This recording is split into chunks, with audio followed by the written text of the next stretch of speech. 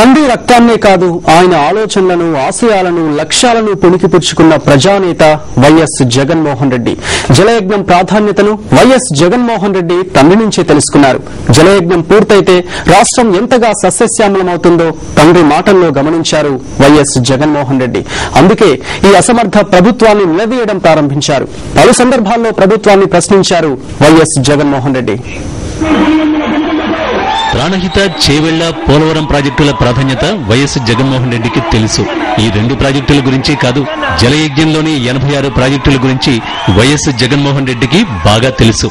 రాష్ట్రంలో ప్రతి ప్రాజెక్టు మీద వైఎస్ జగన్మోహన్ రెడ్డికి సంపూర్ణ అవగాహన ఉందంటారు వైఎస్ఆర్ కాంగ్రెస్ నేతలు.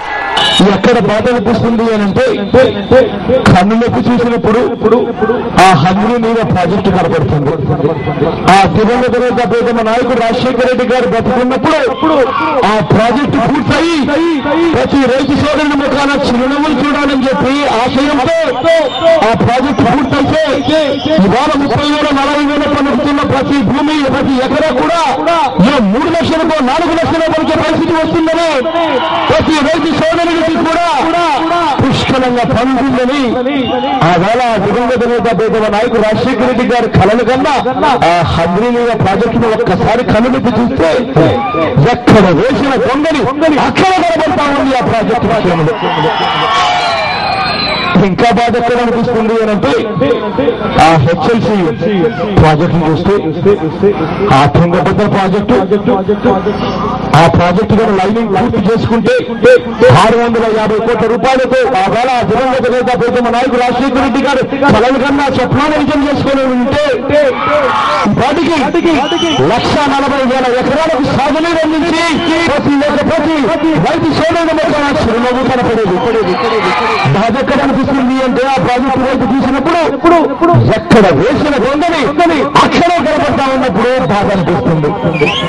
పోలవరం ప్రాజెక్టు సాధన కోసం హరిత యాత్ర పేరుతో వైఎస్ జగన్మోహన్ రెడ్డి వారం రోజులు పాదయాత్ర చేశారు. పోలవరం ప్రాజెక్టు పూర్తయితే రాష్ట్రం దేశానికే అన్నపూర్ణగా ఉంటుందని చెప్పారు.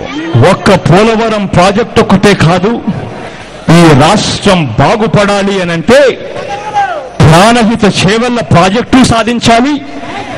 బొమ్మగూడెం నుంచి నాగార్జున సాగర్ టేల్ పాండ్ దాకా నీళ్లు తీసుకుని పోయే ప్రాజెక్టు సాధించాలి. ఉత్తరాంధ్ర సుజల స్రవంతి ప్రాజెక్టు కలలు కూడా నెరవేరాలి.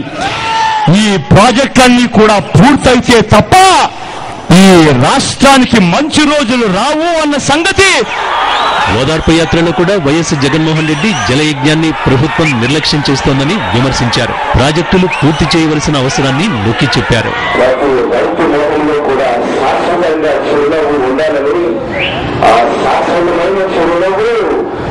ఎప్పుడు ఉంటుంది అనంటే కలగల నీరు పారుతున్నప్పుడు, ఆ స్థలాల నుంచి నీళ్లు వస్తున్నప్పుడు, పెద్ద పెద్ద ఇరిగేషన్ ప్రాజెక్టులు పూర్తవుతున్నప్పుడు అని చెప్పి మన జిల్లా విషయానికి వస్తే వరిగొండ ప్రాజెక్టు అయితేనేమి, ఇళ్లకమ్మ ప్రాజెక్టు అయితేనేమి, వాయు భూములు ఇరిగేషన్ ప్రాజెక్టు అయితేనేమి, ఆ ప్రాజెక్టు ఎవరికి చూసినప్పుడు ఆ ప్రాజెక్టు పూర్తవుతున్నప్పుడు ఆ రైతు మొహాల చిరునవ్వుతో పాటు తనకు జ్ఞాపకం వచ్చే వ్యక్తి పేరు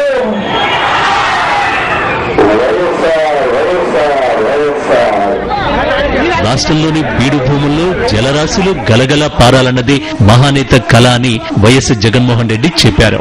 అన్న ఆశయాలను భుజానికెత్తుకున్నారు. అన్న లక్ష్యాలను మనసుతో మోస్తున్నారు షర్మిల. గలగల పారే నీళ్లలో నాన్నని చూసుకోవాలని ఇద్దరు బిడ్డలు తపస్సు చేస్తున్నారు. రాష్ట్రం బాగుండాలని, పాడి పంటలతో కళకళ్లాడాలని రాజన్న బిడ్డలను చేస్తున్న పోరాటం ఊరికిపోదు.